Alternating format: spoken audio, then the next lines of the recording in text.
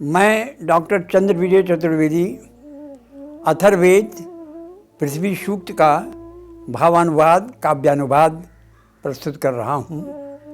अथर्ववेद 12वें मंडल के प्रथम सूक्त को पृथ्वी सूक्त कहा जाता है, जिसमें 63 मंत्र हैं। यह विश्व का प्रथम भूमिगान प्रकृतिगान मातृगान है। यह स्थापित करता है माता भूमि पुत्रो हम पृथिव्या। यह पृथ्वी हमारी माता है, हम इसके पुत्र हैं। यहाँ यह हम शब्द का तात्पर्य केवल मानव और मानव प्रजाति से ही नहीं है। हम केवल मानव प्रजाति के महाशक्तिशाली देश के समुदाय या संप्रदाय ही नहीं हैं।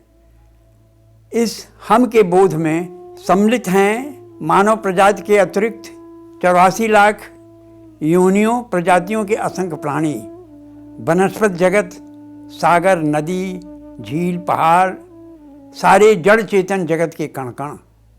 अथर्ववेद का रचना काल ईसा से 5000 वर्ष पूर्व माना जाता है।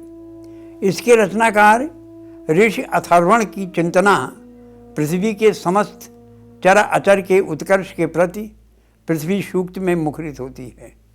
पृथ्वी के पर्यावरण, जीव जगत तथा चर अचर के संबंधों की जो वैज्ञानिकता इन मंत्रों से स्पष्ट होती है, वह इसके रचना काल से अधिक आज के संदर्भ में प्रासंगिक है। पूरे ब्रह्मांड में पृथ्वी मात्र रूपेण चेतनशीला है, जो मरणशील नहीं है, जिसकी गोदी के शिशु अजन्मा हैं, अमर हैं, किसी न किसी रूप में माँ की गोदी में अनंत काल से निवास कर रहे हैं और अनंत काल तक निवास करते रहेंगे। विज्ञान कोई दूसरा ग्रह नहीं ढूंढ पाया जहाँ जीवन की चेतना विकसित है या हो सके।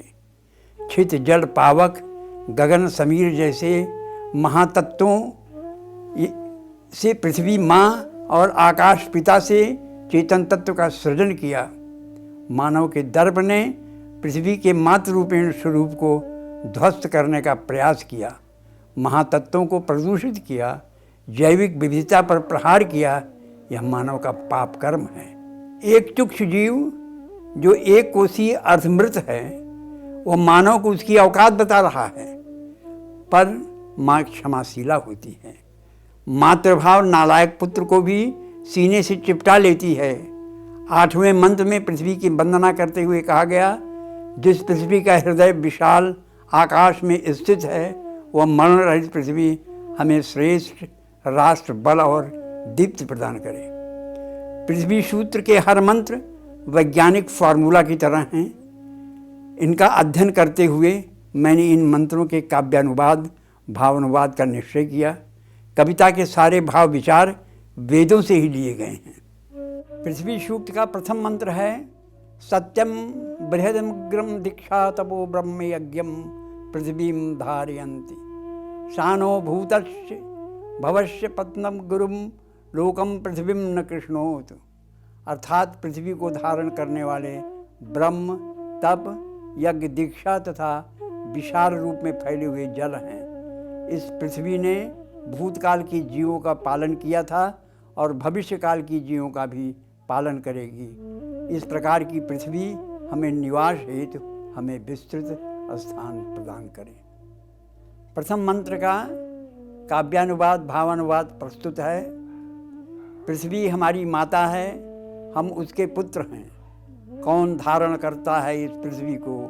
जो सत्यनिष्ठ हो, जिसका हृदय हो विशाल, विचारों का हो जिसमें विस्तार, ऋतवान हो, जो नैसर्गिक नियमों के पालन को समर्पित हो, यथार्थ हेतु मन संकल्पित हो, जिसका जो जड़ता से जूझने को हो धीरोदात्त, उग्रता से हर परिस्थिति में संघर्ष को हो तैयार, समग्रता के साथ राष्ट्र, समाज और व्यक्ति के सतत कल्याण हेतु जिसने यज्ञ का किया हो अनुष्ठान, जो तपपूत हो, जिसने दीक्षा ली हो, धर्मोत्साह भक्तिमय जीवन जीने को, समस्त बंधनों से मुक्त हुए संघर्ष की क्षमता हो, जिसमें अपार ऐसा ब्रह्मज्ञानी विज्ञानी हो, जो निर्धर्म जाति के गौरव के प्रति ही नहीं अपितु उत्साही हो, विश्व मानुष के उत्थान अभ्युत्थान के प्रति भी वही धारण करता है हे माँ तुझे।